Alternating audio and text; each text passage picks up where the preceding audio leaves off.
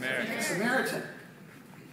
Is a Samaritan kind of an abrasive figure for a Jewish audience to hear as the hero? Yep. Yeah, you bet it is. Well, how about going up, and in John's Gospel, the first person he tells what he's about is who? The woman at the well. What kind of woman at the well? A Samaritan woman at the well. A good woman at the well? Lifted up among all the women? Head of the women's guild? Why is she there at midday drawing water? She's there because no one else would go with her in the morning. She's an outcast of an outcast gender, of an outcast people, and that's what Jesus talks to first about his messiahship. Isn't that interesting? And then this week's lesson, we have a discussion about the woman with the issue of blood. She's unclean. She's an outcast. She can't participate. She's not a part of the community. Well, as I thought about that, I kept thinking, so where am I that woman? Here's the kind of searching question that grabs me and probably kept me long enough I didn't finish the rest of the lesson that day. But I just stood in there and I said, so what is it about me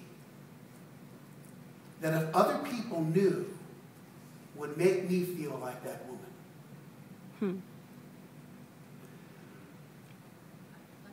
Whether or not it would actually treat me that way is almost beside the point. I would feel that way. Where am I that woman? And what is my hope? My hope is an amazing sense of love.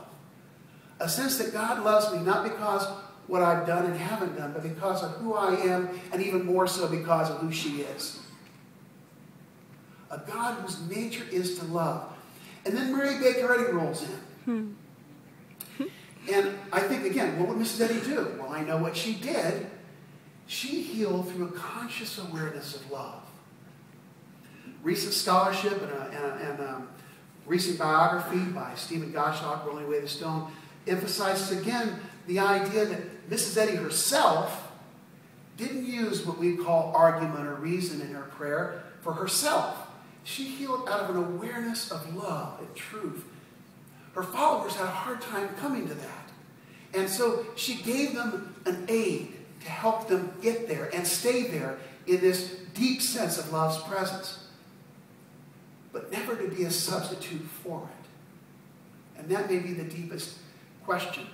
Is it get in the way sometimes if we stop at the method without understanding the motive? And if we're not willing to demonstrate our outcome. If all we're doing is imagining things about love and not showing love, then we have more an imagination than a demonstration.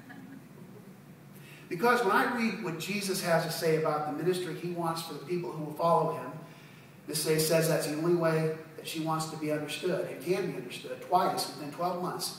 Messages of 01 and 02. And she tells her church, follow your leader only so far as she follows Christ. So how does Christ ask to be followed?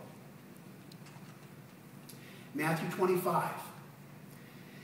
This is a tough one. And this doesn't pop up a lot because it involves the kind of judgment thing that we don't hear a lot from Jesus. But you do hear it here for about 16 verses. It's a major part of Matthew's gospel, towards the end of the gospel. When he says, when the Son of Man comes, the sheep and goats will be divided. All you need to know right now is you don't want to be a goat. Be a sheep. But the criteria is fascinating. It has absolutely nothing to do with what ideas you believe in, what ideas you think. It's what you feel and what you do. And he says, the criteria will be, when I was hungry, did you give me food? When I was thirsty, did you give me drink?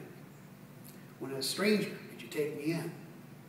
When I was naked, did you clothe me? When I was sick, did you visit me? When I was in prison, did you come to me? Now, naked. Naked, drink, thirsty, hungry, in prison, sick. This concept is so vibrant that it changes the whole context of what we think about as the mission Jesus has for his church, the purpose for his church. In Acts and New Testament Christianity, primitive Christianity, that which Mrs. Eddy, along, by the way, with a number of 19th century denominations, intended her church to reinstate. A lot of churches had the reinstatement of primitive Christianity as their mission. Mrs. Eddy added on, and its lost element of healing. But she said repeatedly that the healing came through this deeper sense of love. The test of all prayer, she said, is, do I love my neighbor better for this asking? Not does the adjustment come quickly or anything else, but am I letting go of the old selfishness? At another point, she says, if we would open their prison doors for the sick, we must first learn to bind at the brokenhearted. The assumption being we don't know how. The concept of love burns through her. And she says to repeat something that's just a stereotype borrowed message is a parody of her discovery. And we take these themes of love and they stir us then and now. Show you the next slide here. This is what we did with this artwork. We're working to make it into the cover for the new brochure coming out for Bible study seminars. We're trying to enlarge our tent. In 2009, we had one Bible conference at Asilomar that we've been doing for 31 years. Yeah, we like that one. We're still doing it. Last year we added one at Cedars. This next year we're going to add a third one at Crystal Lake Camps. Alex Cook, if you want to hear more of Alex. Alex, where are you, Alex? Right here. Thank you, man. The lights, you know the lights. Alex will be there, as well as some other wonderful folks. I represent about a dozen Christian scientists who've done graduate study and work in the Bible, love their church, write for the periodicals, read them often in Bible form, and feel similarly passionate about this role of the love to stir our church in these times. But it's a deep love. It's one that really expands us. And it's a love that has a history of overturning things, hard things. So how many of you know what this flag is? What country? Germany. Not really. This flag doesn't exist anymore. This is the flag of the German Democratic Republic. This is the wall that people tried to put people inside to make a parody of love. And I've got a tour group on the Church Plaza in the former East Germany, where the movement started from a church. So people believed in the Bible and in love, and we're not going to be cowed anymore. I went to the Philippines shortly after Marcos had left power, which nobody thought could ever happen without a bloodbath. And it happened because a woman with no official training, whose husband had been assassinated on the tarmac at the Manila airport, stepped forward and said, love. Love. Love may be a gentle living being. But that being shines and changes.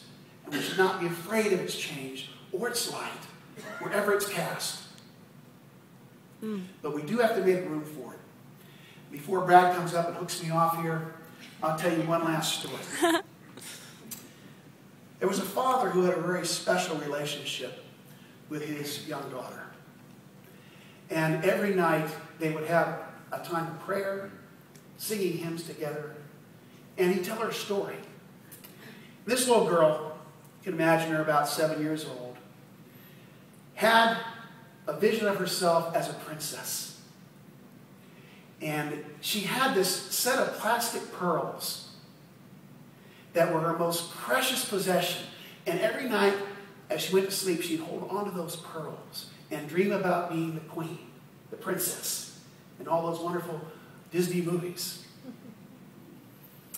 Her father approached her with a question one night that initially startled her.